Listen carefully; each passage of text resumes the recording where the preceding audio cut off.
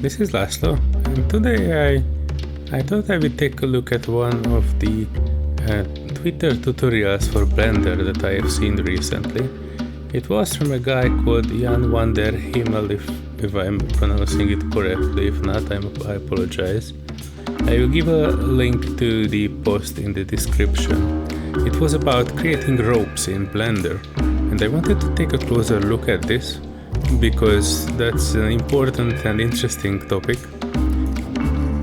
I'd like to add one thing though, straight from the beginning. This is not a tutorial, this is just me trying out things, trying to understand the tutorial, trying to adapt it to whatever I'm doing. It's not really in a tutorial style, I'm not really explaining how things are done. This is just me having fun with the tutorial and trying to figure out how to add it to a game engine. The tutorial started by adding a mesh circle. Then it went to edit mode, duplicated it and moved it along the X. Oh, sorry, I have the magnet on. So moved it along the X-axis, somewhere along there, and then duplicated again and moved it up here, somewhere around here, more or less. Then we went into edit mode.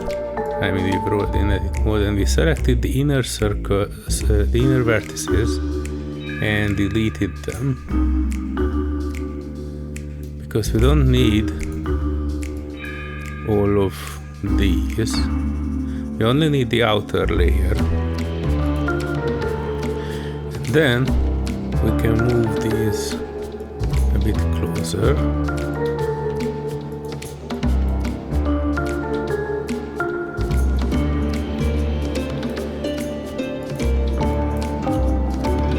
Make it a bit more precise, I switch on my magnet and I will just move it exactly on the other vertex.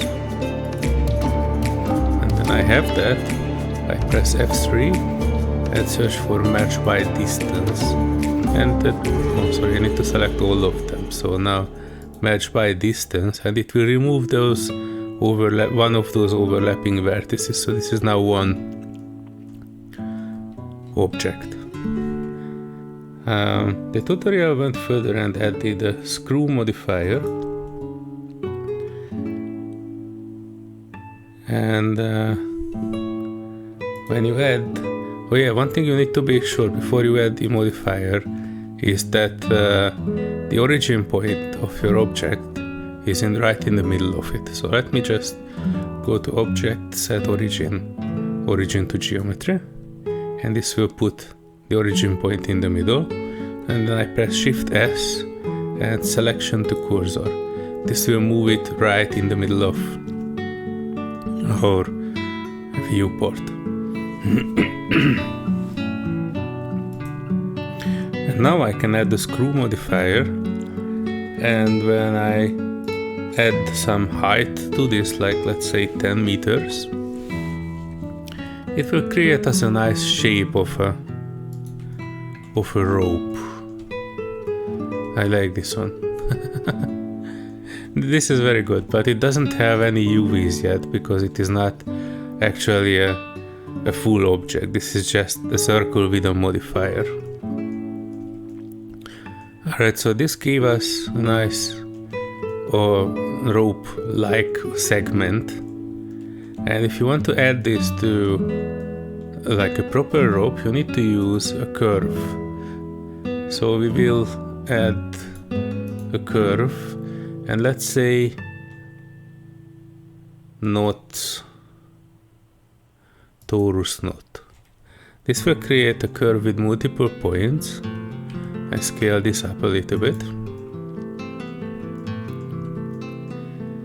And then we can go to our segment of a knot and add another modifier called curve. And then we can select the curve that we just added the knot and we need to change the deform axis to Z. This will deform the segment to conform the curve that we added. If I add more segments to this, this will fill out the whole length of the curve. Let me just make the size a little bit smaller here. If you make it smaller, you probably need to add more segments to it to fill out the curve. So let me just quickly add a few. Yeah, this looks quite okay. I like this one.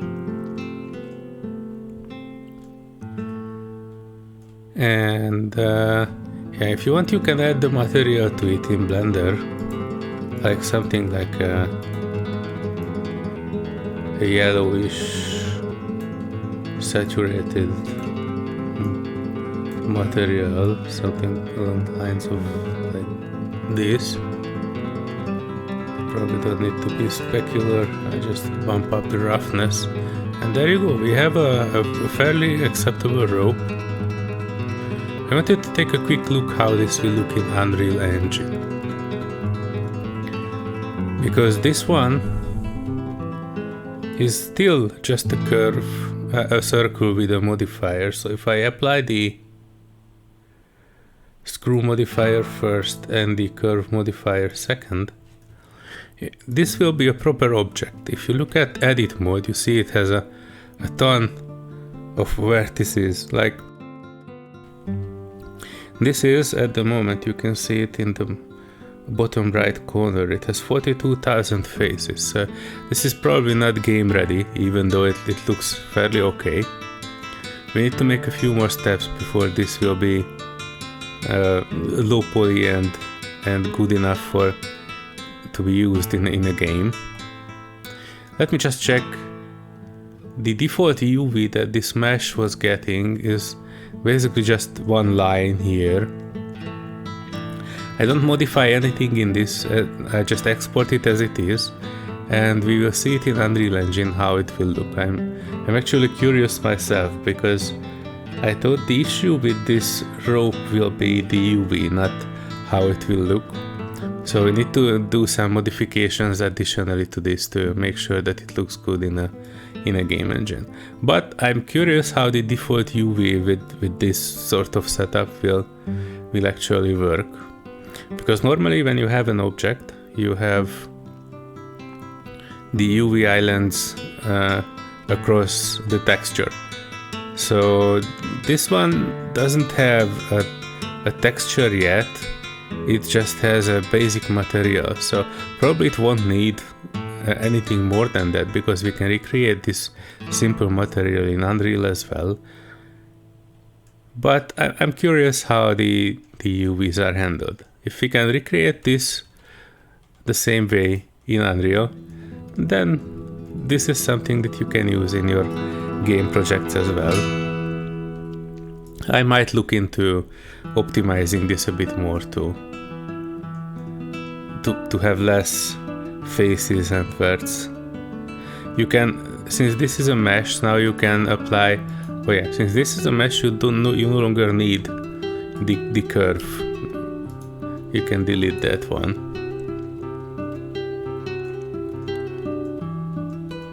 So you can apply other modifiers to this, like decimating.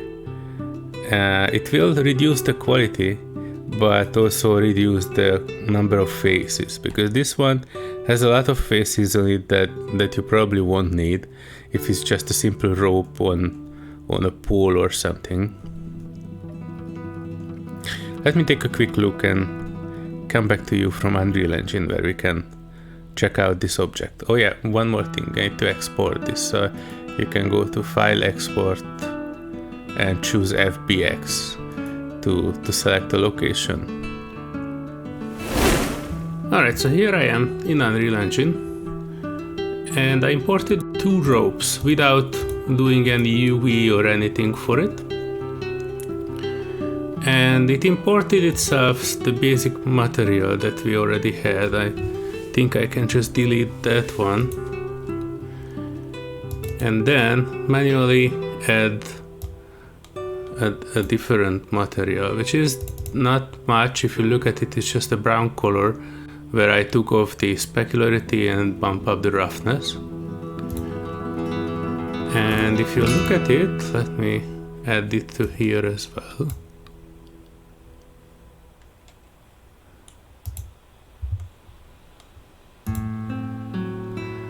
Then if I pull this one out, it makes a rope. Let me try to increase the size of that and move it a bit up so we can take a look at it.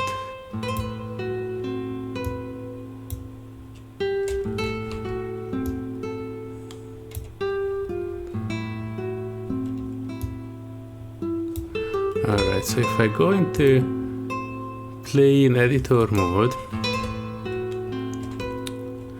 they look a bit weird. And I wanted to show you this one because I know why they look weird. They look weird because in Blender I forget to do one thing, and that is checking the face normals. When the screw modifier is making the faces, let me get back to Blender. So when the screw modifier is making the basic segment, it is extruding basically from a circle. But that also means that the inside faces will be, well, changed. So you can come to this segment here, the Viewport Overlays, and if you check in face orientation, you see that all of these are red.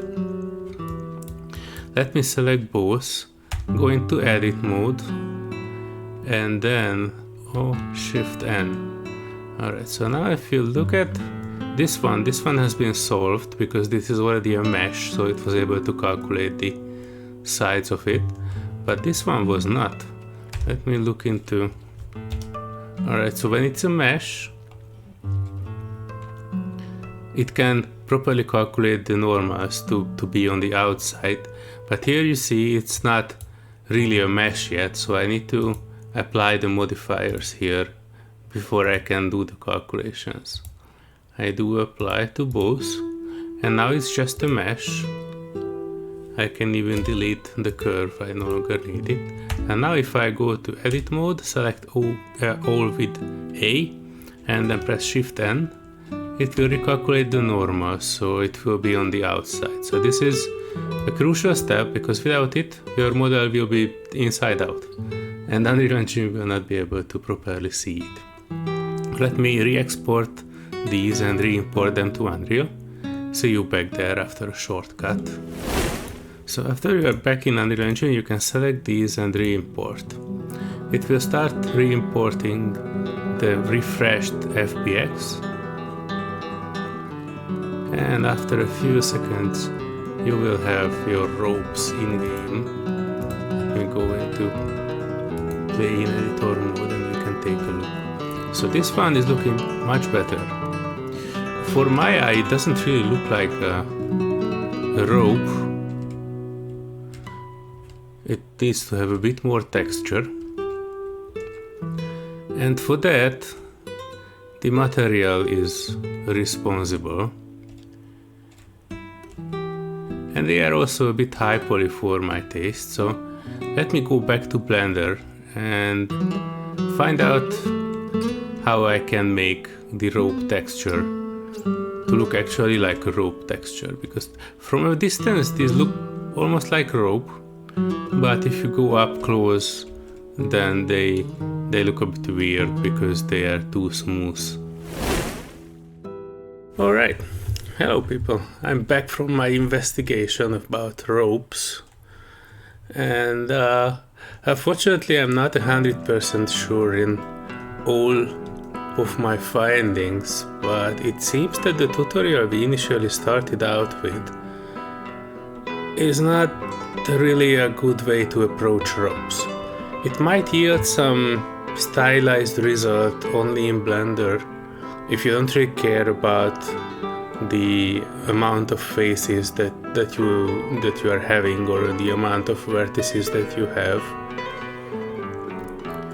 and you are able to set the material on it to something like a static material. I just added like a brownish color to it, took down specularity and bumped up the roughness, and it yielded me this one. And my main problem with this, even though it looks sort of like a rope, it has no details. If you look at my later transitions into other kind of ropes, this one, although looks a bit weird, it has sort of like details in it. It's a hand-painted rope. It has some details in it that I think fits better than this. Maybe this one worked better if you would be able to set it with a better material, something that has some noise that is distorted on one of the axes, so it looks like threads of smaller rope in it. There are some good ways to show that and create a Blender material that is a good approximation to rope. But the main problem, other than the size of this and the difficulty of setting a material with this, is that you cannot really use any textures with this one, because this one in itself is nothing but like these 3 circles that we initially set. This one, the smaller version of this. And if you go ahead and apply all the modifiers, starting with the screw, followed up by the curve, then you can remove this one and you get with this mesh. And if you look at this mesh, let me hide the others for a second. If you look at this mesh, you can see that it's 7,000 faces, 7,500 vertices. And that's pretty big for a rope that doesn't have any major details in it even. at least for me. I was trying to set the UVs for this. That was my second attempt here. I was trying to map this to the texture of this one. Let me show you that. The problem was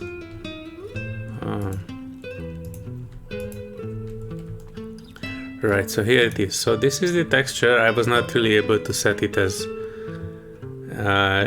fitting the texture. It probably is just lack of my knowledge, but if I move these vertices, the others are connected because it only has one seam around the loopy edge, and I was not able to sort that one out.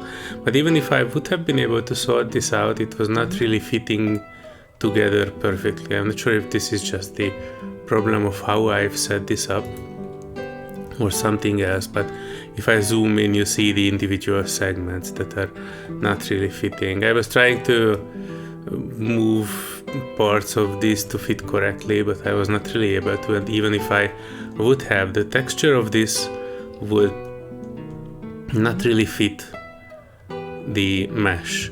And on top of that, if I hide these two, you see this one has over 32,000 faces and 34,000 verts, so this is quite a big mess for a rope.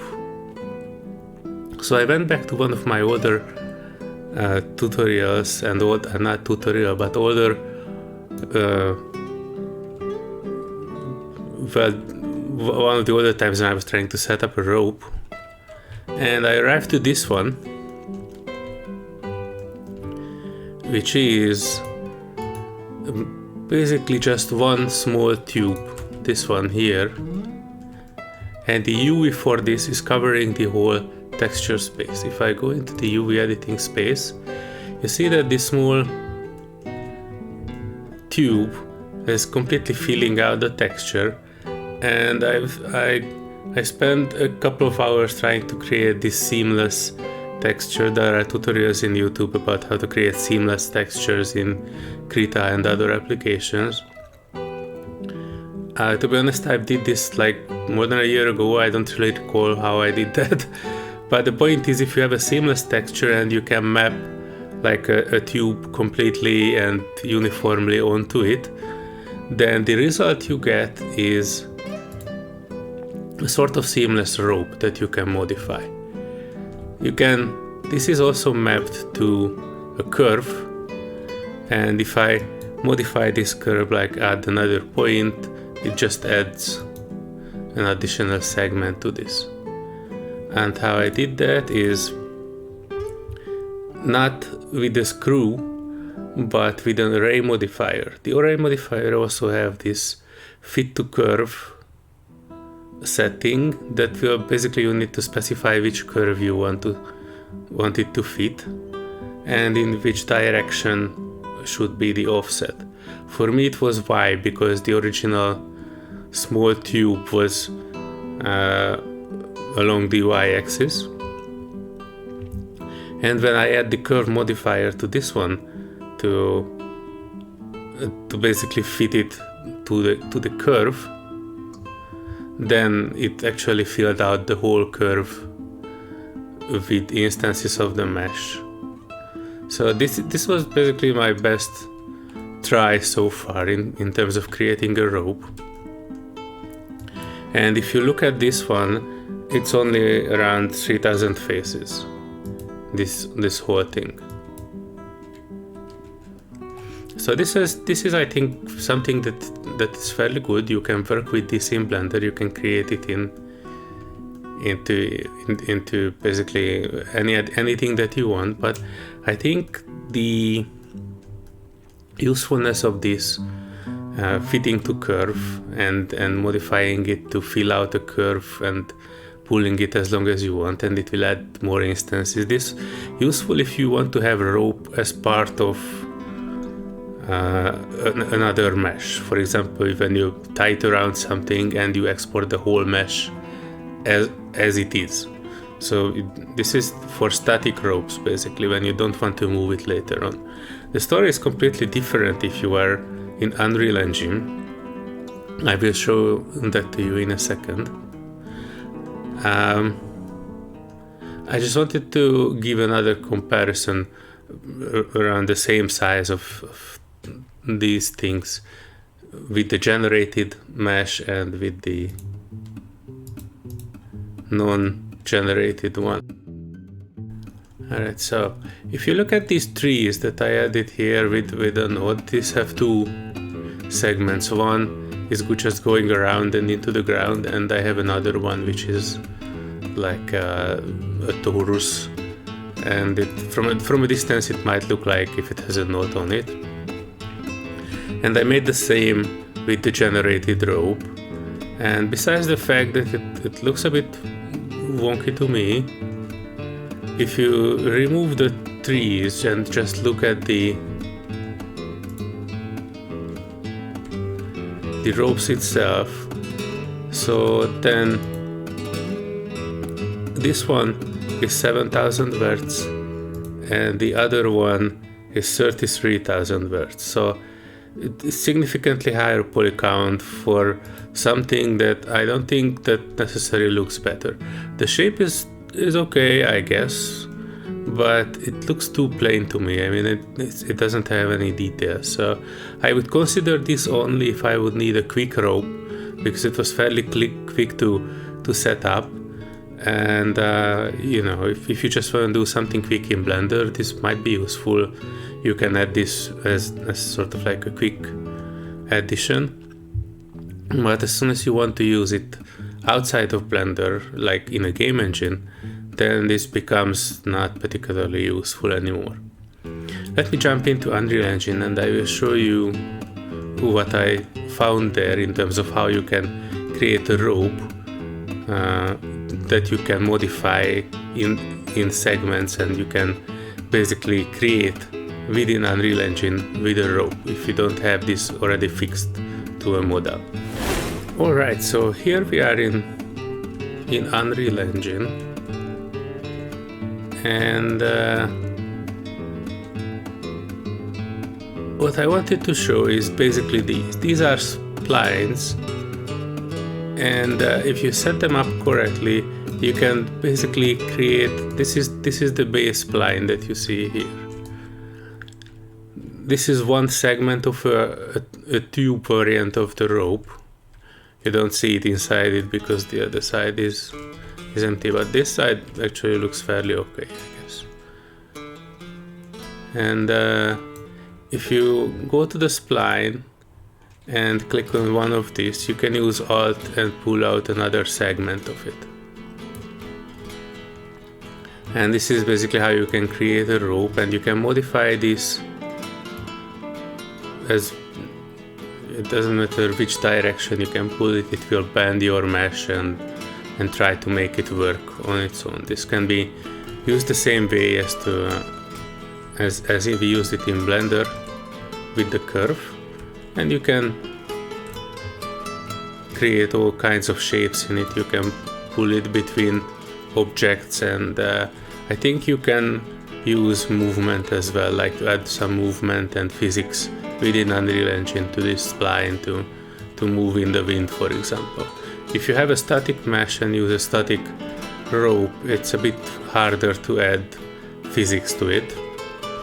Not impossible, but it involves significantly more work. I think if you're interested in how to add movement to certain parts of your static model, the topics you need to research are basically how to create a flag in Unreal Engine, closed physics. That basically involves painting weights on that part of the object that you want to move, and then apply some force to it, like a wind that will blow that certain part that you specified that can move. But this is not a tutorial for that. I was just trying to work with ropes and figure them out if I can. So compared to that, the static, this is actually fairly good in terms of usability, and this will not take up much resources. You can pull this in either way. And this is useful if you want to create your, well, not the whole model, but some sort of a rope system between things. I can probably tie these two trees together, like have like a close triangle rope between them with this one. And this would be precise within the engine, and you could apply all the gameplay elements to this if you want. How it was made, I will link the original tutorial from someone else from YouTube who made this, is that you will create a blueprint, and in the blueprint you need to specify that with each spline point it will add another mesh component, and this will just loop, and if you add more components it will create a longer loop. You need to specify start points and end points. This will be basically the end caps for your spline. You need to specify the axis for the segment that you imported. For me it was Y, it was laying on the Y-axis.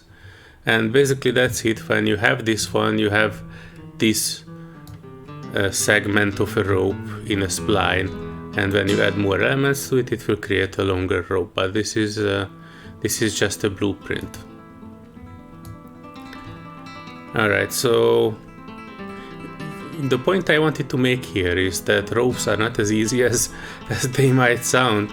The easiest way, I think, is to create what you want within Blender with the model that you want, and you add the rope there and make it a static mesh, and you UV it out and make sure that it looks good on a model.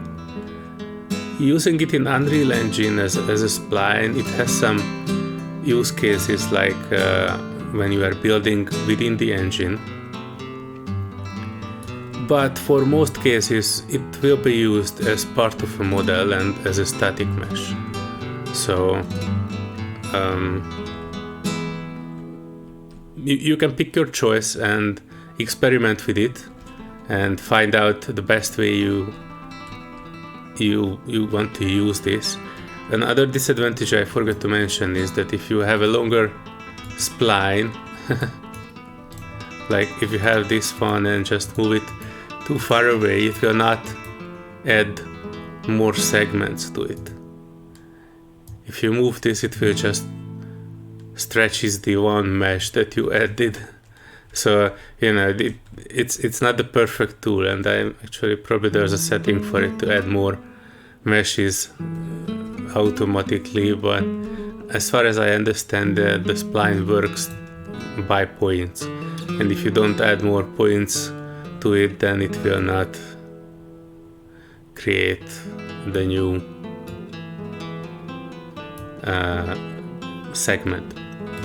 Yeah, anyway, so I hope this was demonstrating a little bit about ropes and how they are added to a game engine and how you can use them in Blender and Unreal Engine. For now, that's it for the video. If it had any useful information for you, give it a thumbs up.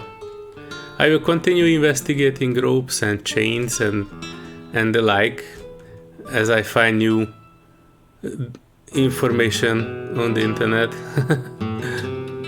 If you have any good tips and tricks about how you made your rope, leave it down in the comments, and I will learn from them and add it into future videos too. Thank you for watching the video, and have a nice day. Bye bye.